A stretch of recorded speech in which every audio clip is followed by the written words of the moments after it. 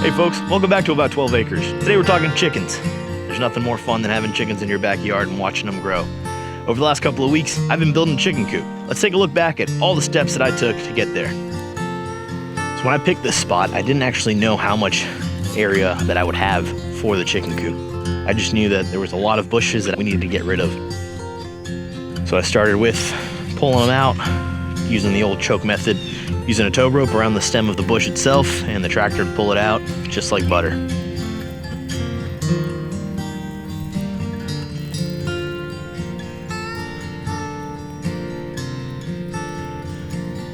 Clearing is definitely the hardest part. I highly advise being very methodical about your clearing because you never know when you're gonna hit something you don't want to hit.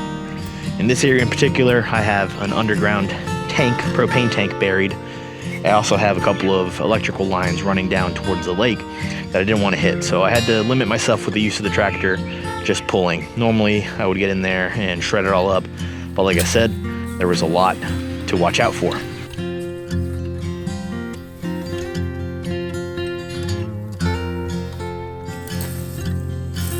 Once I was done clearing, I brought in the initial inspection crew to make sure that everything was moving accordingly.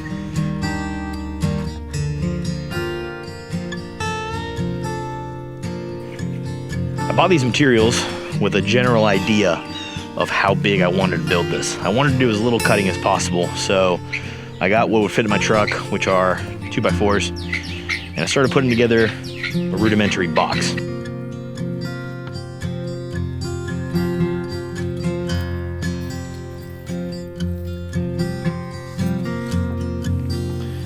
For some people, the idea of building their own coop is a little daunting, and I understand that.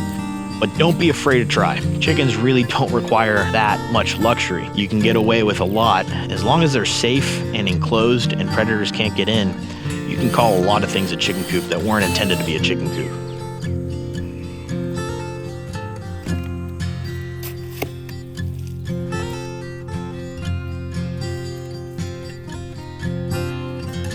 There's something to be said about growing your own food, and I consider raising chickens to be part of that endeavor.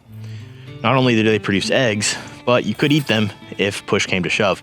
That's the whole premise of having your own flock of birds.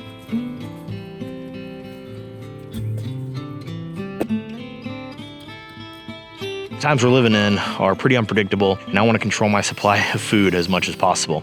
Having chickens is just one small part of that.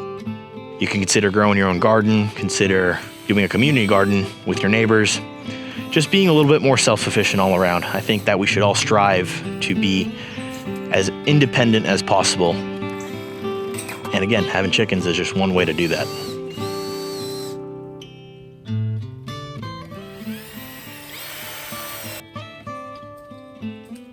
I really love working out in the springtime. Right when it's not too hot, not too cold, you can move around and not get sweaty. That is the key to being happy while working by yourself on a project like this.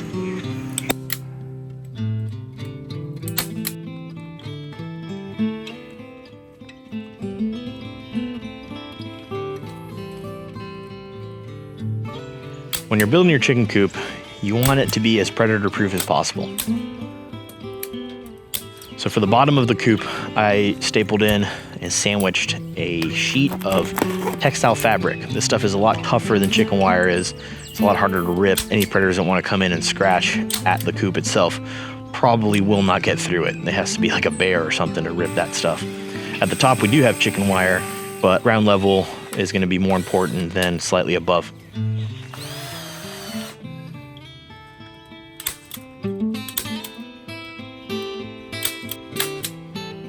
The general concept of a chicken coop is pretty simple. You want your chickens to have a nice dark place to roost in, elevated on the ground. That's what they prefer. It's kind of left over from when they were wild animals. They like to roost up in trees. Now, different to other birds, chickens' feet need to be flat.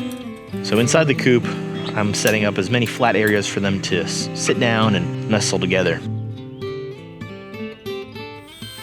In terms of materials, I've spent about $1,400 all in on the wood and the wires. I saved a bunch of money by not having to buy pavers. I took those from a different part of the property and I used them to level the base itself. if you have a nice level area, then you can get away with not having to build as big of a base as I did. Keep in mind though, a base does help prevent digging. You don't want any predators that tend to dig, like skunks, coyotes, raccoons. They will be able to dig under just a regular bar. So it is nice to have a 1 square foot paver as a sort of extra barrier between the frame of the chicken coop and the chickens themselves. That also prevents the wood or your frame from touching the ground constantly, and it prevents rot.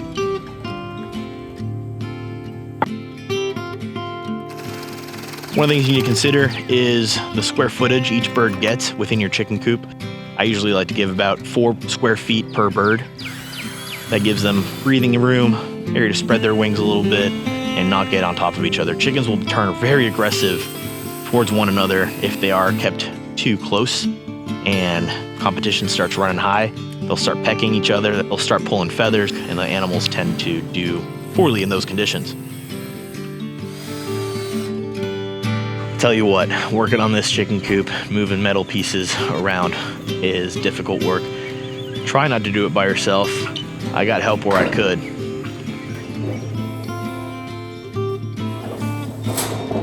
If you're working on a multi-day project, one thing you consider doing is getting a tent. Why?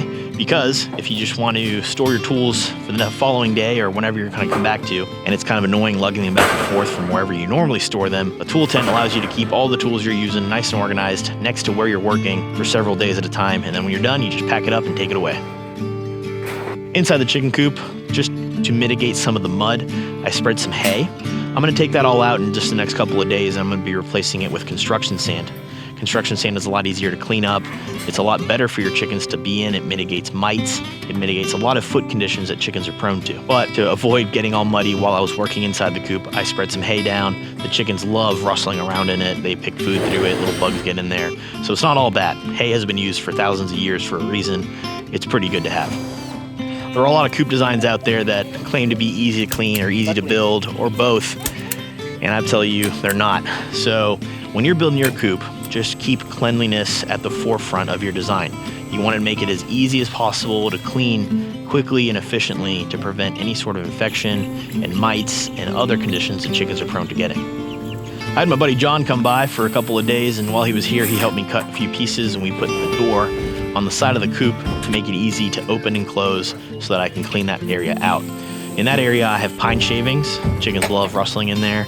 They like to bed down, and it's comfortable for them. They like to stick together. For the ramp itself, I just took a 2x6, cut it into pieces, made a couple of steps, and the chickens got the hang of it with no problem. Having chickens is one of the best things you can do in your life. They're fun to watch, they're entertaining, they're loving and cuddly if you raise them right. And they're just a cool animal, just in general. We don't just have chickens, we have some guinea fowls, we have a turkey, and these guys all play a vital role here on the homestead. The purpose of guinea fowls is to mitigate ticks and other insects. They love finding any little bug on the ground. They'll also mess up some snakes. If you ever have a snake that gets in your chicken coop, guinea fowl have been known to tear them up. In terms of coop security, I like having Ring cameras around the house. I use them inside the coop. I actually have 3. I have 2 that face each other within the coop itself, or the run, and I have one that's placed inside of where the chickens are resting, and that way I can see remotely if my chickens are in there or not. Hey, thanks so much for watching this video. I really appreciate you sticking around to the end. If you have any questions or comments, put them down below. I want to hear what you have to say about chickens and what your flock looks like. See you on the next one.